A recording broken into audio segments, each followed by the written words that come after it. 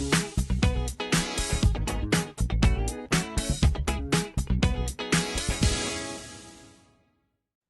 Everyone. आज हम कल सीखने जा रहे हैं रेशियो एंड प्रपोर्शंस के बारे में। और अगर हम बात करें इस टॉपिक के इम्पोर्टेंस की, तो ये टॉपिक इतना इम्पोर्टेंट है कि अगर आपने इस टॉपिक को अच्छे से कर लिया तो ये मेरी गारंटी है कि आप बहुत सारे केमिस्ट्री के क्वेश्चंस हो गए, आपके बहुत सारे फिजिक्स के क्वेश्चंस हो गए और मैथ्स के तो क्वेश्चंस हो ही गए हैं।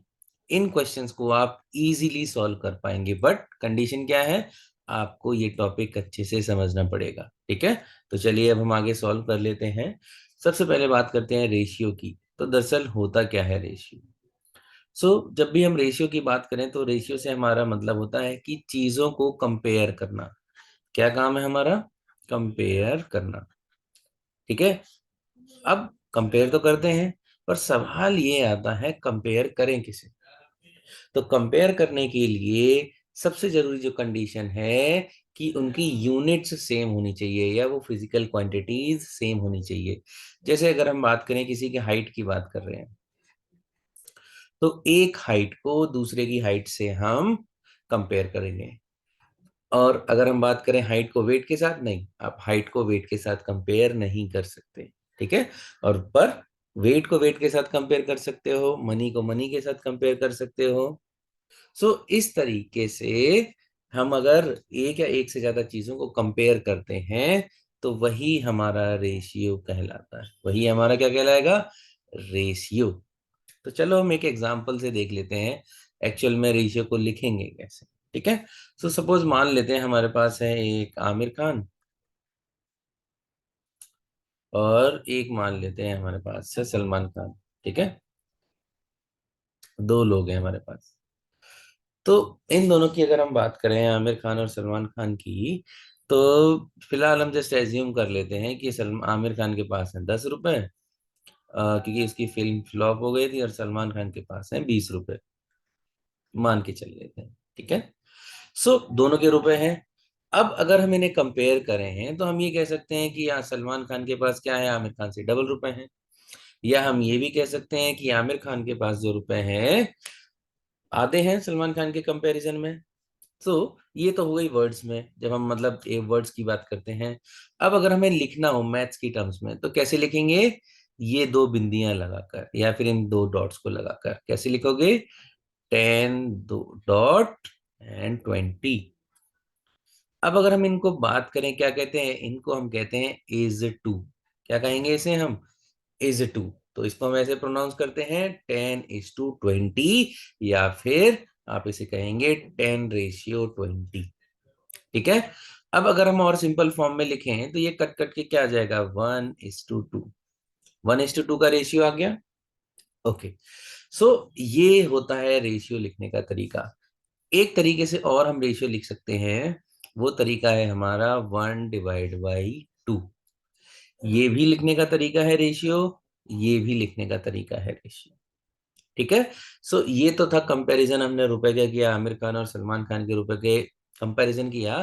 तो अब हमने इनको कंपेयर कर लिया, तो इससे हमारा एक रेशियो बन गया 1:2 का। ऐसे ही हम और बहुत सारी चीजों को कंपेयर कर सकते हैं।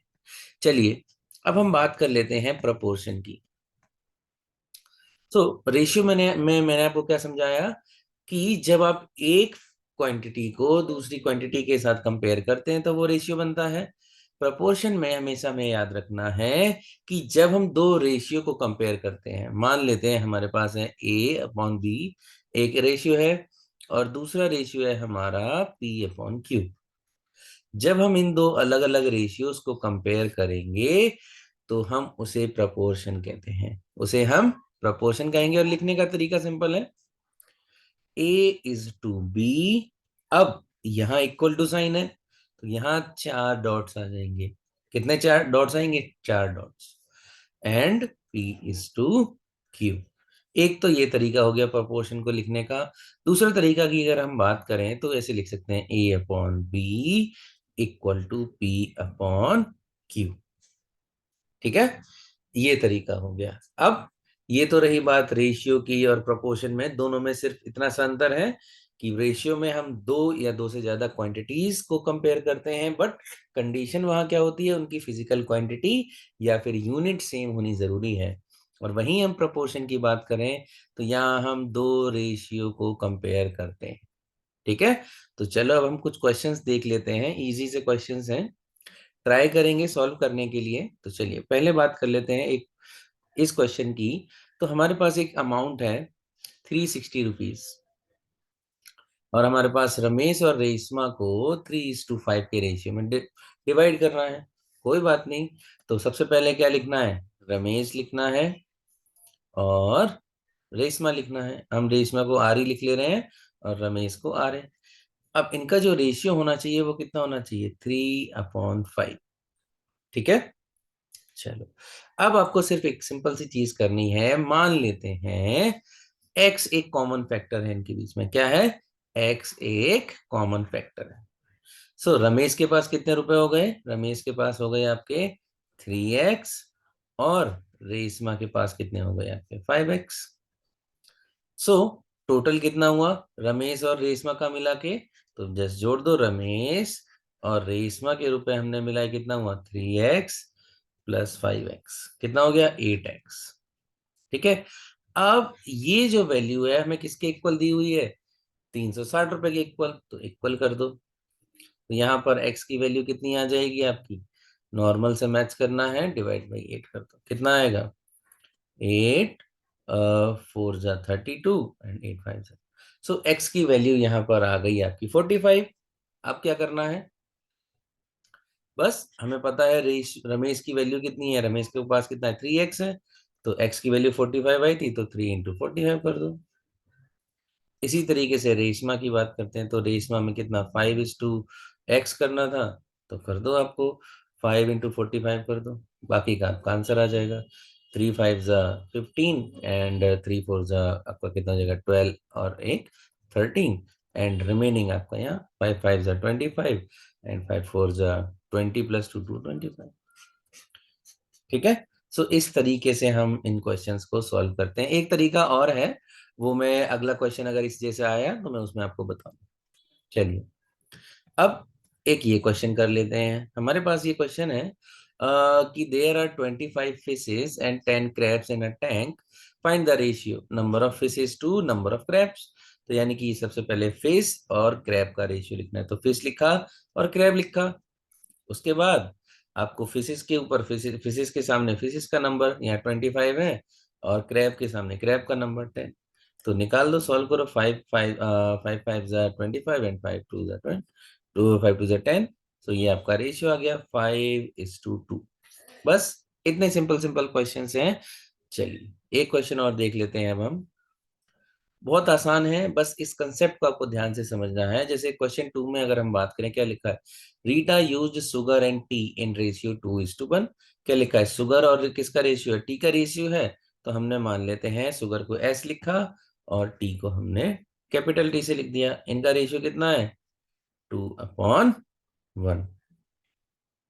ठीक है, चलिए अब ये कहना चाह रहे हैं कि हमारा जो, मान लेते हैं if she uses 8 sugar spoon, यानी कि अब वो कहना चाह रहा है कि उन्होंने कितना इस्तेमाल किया, 8 शुगर यूज किया, 8 शुगर स्पून यूज किए। कोई बात नहीं, तो जहां शुगर लिखा है वहां पर इसकी वैल्यू रख दो। शुगर की जगह कितना है 8 है, तो शुगर की जगह हमने 8 रख दिया। अब हमें टी स्पून निकालना है, तो उसको तो टी रख लो और 2:1। ठीक है, चलिए अब सिंपल सा है। इसको बहुत से बच्चे इस तरीके से समझते होंगे कि क्रॉस मल्टीप्लाई करना है। मैं एक सिंपल सा रूल बता देता हूँ आपको क्या करना है, कि जब भी चीजें एलएचएस से आरएचएस या आरएचएस से एलएचएस में जाएंगी, तो वहां पर अगर कोई नंबर डिवाइड में है तो वो दूसरी साइड जाकर मल्टीप्लाई में हो जाएगा, और अगर कोई नंबर डिवाइड में है तो कोई नंबर मल्टी डिवाइड में है तो दूसरी साइड जाकर मल्टीप्लाई में हो जाएगा। ठीक है, तो जैसे यहाँ टी की बात करें, तो टी तो इस साइड डिवाइड में है, दूसरी साइड जाएगा तो ये क्या हो जाएगा मल्टीप्लाई में, तो 2t हो गया। अब हमें तो वैल्यू तो t की निकालनी है, तो क्या होगा, t को वहीं छोड़ो, बाकी को नीचे लिया, क्योंकि यहाँ ये मल्टीप्लाई में है। तो अब क्या होगा, ये डिवाइड में आ जाएगा दूसरी साइड आकर। ठीक, तो कितना आ गया 4। तो यानी कि अगर अगर रीटा 8 शुगर स्पून यूज करती है, तो उसे 4 टी स्पून यूज करनी पड़ेंगी चाय बनाने के लिए। ठीक है, चलिए अगला क्वेश्चन देख लेते हैं। अगले क्वेश्चन में लिखा है कि आपके पास कितना है, 50 एप्पल की जो कॉस्ट है 1750 रुपए है। अब इसमें निकालना है कि 10 एप्पल की कॉस्ट क्या होगी। तो कोई बात नहीं, एप्पल लिखो और उसके नीचे उसकी कॉस्ट लिखो। अब इक्वल टू लगा दो। ठीक है, कितना सा काम करना है। अब अगर आप ध्यान से देखें, 50 एप्पल की जगह एप्पल के सामने एप्पल रखो, कितना है 50 है, और कॉस्ट के सामने वो लिख दो 1750, लिख दिया। अब यहाँ दिया हुआ है कि आपको 10 एप्पल की कॉस्ट निकालनी है। तो करना क्या है, एप्पल की जगह जो वैल्यू दी है उसकी वो रख दो, 10 रखोगे तो वहां 10 रख दिया, upon cost is equal to 50 upon 1750। ये और ये कट गया। अब क्या होगा, कॉस्ट ऊपर चली जाएगी। देखते हैं, वही आपको सिंपल सा रूल्स अप्लाई करना है, इधर उधर वैल्यूज पुट करनी है। तो ये जो कास्ट है उधर गई, चलो। सो बेसिकली क्या हो जाएगा, 10 multiplied by 175 equal to 5 multiplied by c. अब ये कैसे आया, थोड़ा सा दिमाग लगाइए, अपने आप समझ में आ जाएगा। नहीं आएगा तो कमेंट करके बताइए, फिर हम 1-to-1 सेशन कर लेंगे। ठीक है, यहाँ ये मल्टीप्लाई में है तो डिवाइड में आएगा, c is equal to 10 multiplied by 175 upon 5, 5 two ज़ा 10। So 2 5s are 10, 2 7s are 14 and 1 15, 2 एकम 2 350। कितना हो गया, 350 रुपीज आ गया। सिंपल है, बस ऐसे ही आपको क्वेश्चंस करने हैं। तो चलिए आगे बढ़ते हैं। अगला क्वेश्चन है, अगले क्वेश्चन में क्या लिखा है, अ डेली वेज वर्कर अर्न्स 1125 रुपए फॉर 5 days वर्क। यानी कि अगर वो 5 दिन काम करता है तो आपका जो है उसको कितना 5 दिन काम करने के उसको 1125 रुपए मिल रहे हैं। ठीक है, अब आपको निकालना क्या है, ही अर्न्स, और लिखा है कितने दिन काम करता है, 11 दिन के रुपए निकालने हैं। कोई बात नहीं, रेशियो निकाल लो, आपका वेज अपॉन डेज का। वेज कितना है आपका, 1125, कितने दिन का, 5 दिन का। चलो एरो लगा दो। अब क्या करना है, यहाँ 11 डेज दिए हुए हैं तो डेज जहां पर लिखा है, जैसे डी तो डेज के लिए लिखा था, तो यहाँ डेज की जगह 11 रख दो।